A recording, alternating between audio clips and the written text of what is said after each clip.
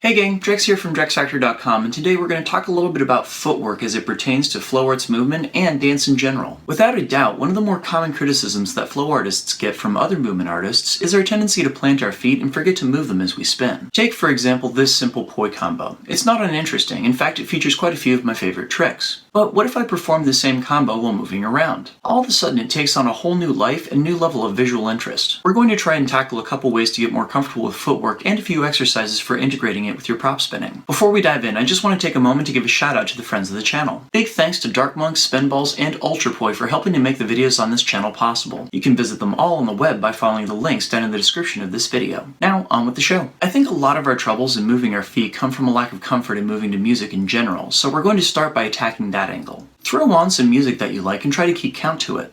Most Western music is in 4/4, so you'll wind up counting 1, 2, 3, 4, 1, 2, 3, 4. Now, as you're counting, try to just walk forward and take a single step with each beat. This might be a bit of a challenge for those of us who don't have much of a movement background. It certainly was for me. If you have a difficult time identifying the beats, perform this exercise to a metronome instead. There are tons of options for free metronomes that can be downloaded to your smartphone and will make the counts clear as day. Next, add something new to the exercise by turning around completely every 4 count, switching from walking forward to walking backward. It doesn't matter which way you turn, just so long as you take a step every beat. At this point, you can also introduce steps to the side rather than straight forward or backward. A great tool for stepping to the side is what's known as a pas de bourrée or grapevine step. It's performed by crossing one foot in front of the other, opening your legs back up, crossing one foot behind the other, and opening your legs back up again. Now try doing the same exercise while spinning your prop. It can be a bit of a challenge to keep track of the beats and spin at the same time, so be sure to stick to some of the easier tricks you know until this gets to feel comfortable. All these methods for moving involve us alternating our feet as we move around.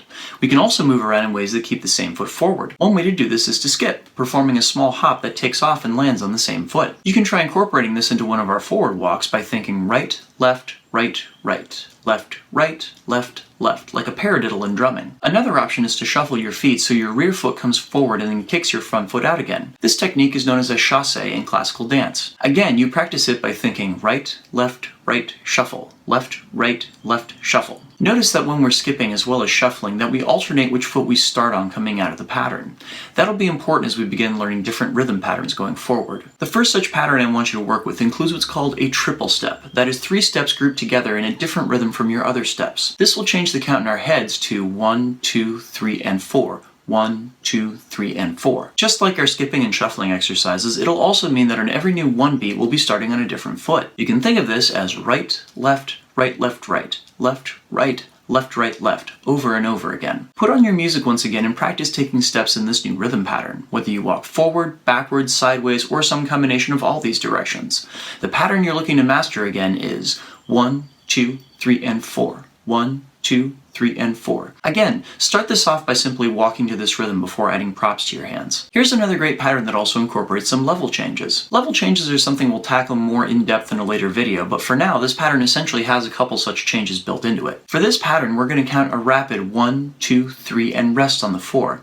I find it's more helpful to think of this pattern as being up, down, and letting the down last for 2 beats. This is actually really helpful for getting your feet moving in a rapid fashion with a double time feel, trying to get 2 of these in for every 4 count. Think 1 and 2, 3 and 4, 1 and 2, 3 and 4. Again, this means that you'll be starting each group on a different foot. Now how about we pull in the skipping from our first set of exercises to really spice this up. Imagine the pattern as up, down, skip, up, down, skip. Crazy, right? Okay, so here's the culmination of our exercises for moving our feet. Take a song you really like and break it up into sections.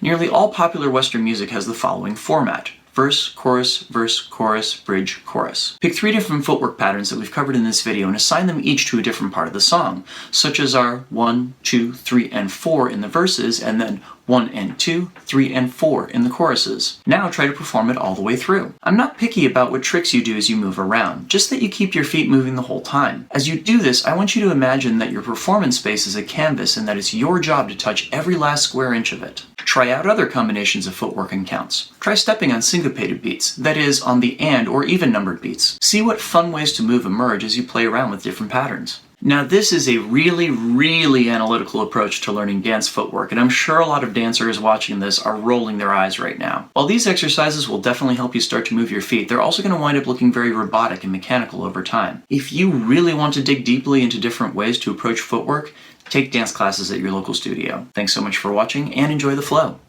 Peace. Hey there, thanks so much for watching my video. If you got anything out of it, please leave a like and subscribe to my channel to help it grow. Special thanks to all of my wonderful backers on Patreon. You guys are the ones that make these videos possible. If you're not a current backer and would like to sign up to support my channel, please visit patreon.com/DrexFactorPoi. Thanks so much in advance.